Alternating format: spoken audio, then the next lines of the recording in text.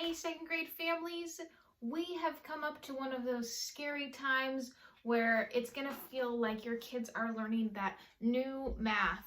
Now, I understand because I learned math most likely the same way that you did, where we think about stacking numbers and then you carry the one and all that shenanigans. And I don't know if you can remember back to when you were in first, second, third grade learning that sort of stuff, but it was really confusing. Now we get it. We're like, oh yeah, like carry the one. Yeah, whatever, that's how you do it. But with recent times, we are now teaching kids a little bit different. They do not learn that, it's called the standard algorithm that we learned until 4th or 5th grade. And it's really important that we don't really introduce them to that method yet, because the whole idea of this second grade math that I'm going to show you guys in just a second here is that the kids are going to conceptually understand why that works before they do it. Because I mean, I honestly didn't really understand why I carried the one, put it over there and I just added down that thing. That was just what I did. But the second graders now, second, third, fourth, until they learn that, they're actually going to understand why that works. So I'm going to show you guys really quickly how your student is going to be learning addition. There's going to be 2 different ways. I'm only going to show you one of them right now, and then I will be making another parent video for you guys in a couple weeks that shows that other way. I'm just going to focus on this way with your students for a little while. So I just wanted you guys and me to be on the same page, and then if you have any questions, you can ask me and we can work together to make it so that this online learning is going to go really smoothly for this new way of adding. So I'm going to write a problem. It's going to look how you expect numbers to, or addition to look. So I'm just going to grab some random numbers. 38, and how about 46? Okay, and I think that orange is dark enough here. I'm just going to switch to a different color just to make sure that you guys can see it really well. So 38 plus 46. So we have been working with the second graders right now. I have been working with them on expanded form. So to be able to take a number and then put it into expanded form. This is standard form, the normal way we see numbers. Expanded form for 38 would be 30 plus 8. And the expanded form for 46 would be 40 plus 6.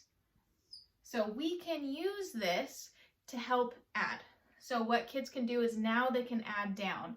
8 plus 6, they can use whatever method they would like. They can use counting on, use their fingers. They might know it in their head. That's great if they do. If they don't yet, that's totally fine. So 8 plus 6, 14.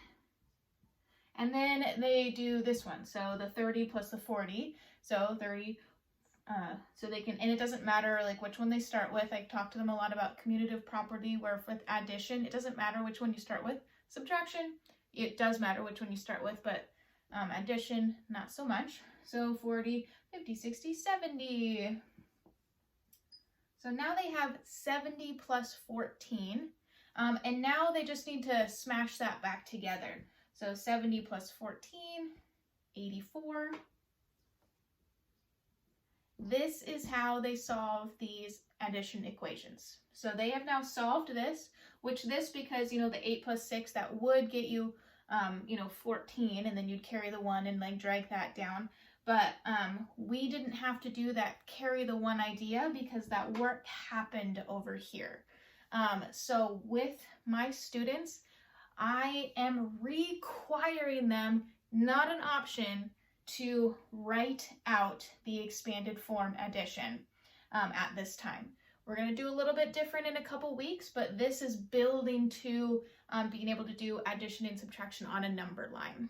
This method does not work with subtraction. This is only for addition right now. So for the next couple weeks, your kids should be doing no big subtraction problems, just addition problems.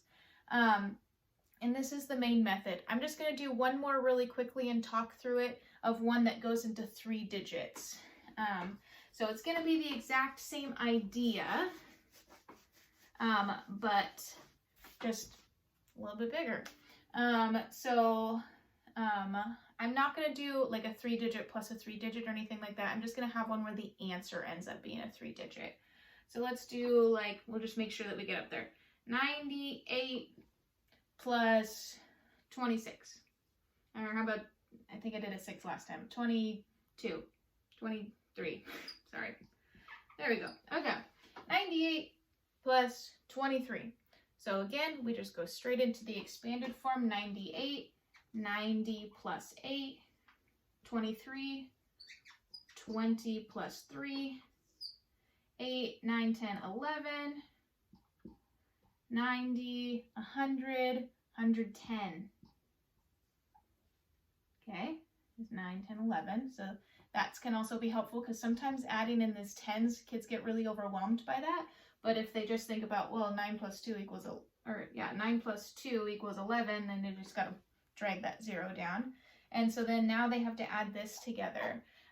When they get into the 3 digits, they might need some more support. I'll do my best to support them, but this is another opportunity where they might need to be asking for help. So knowing what your kid is coming to show you is going to be really helpful. So 110 plus 11, 121.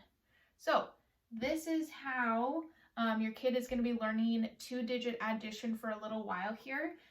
Be looking for another video from me where I'm going to explain how to do the addition and subtraction on a number line.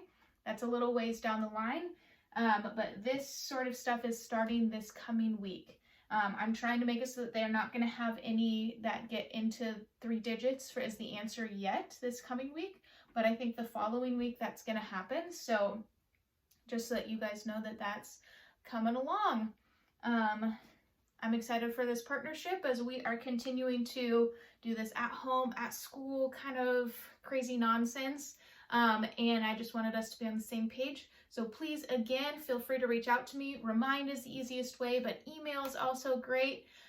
You guys are awesome, and thanks for being wonderful parents and helping your second graders with their new addition skills.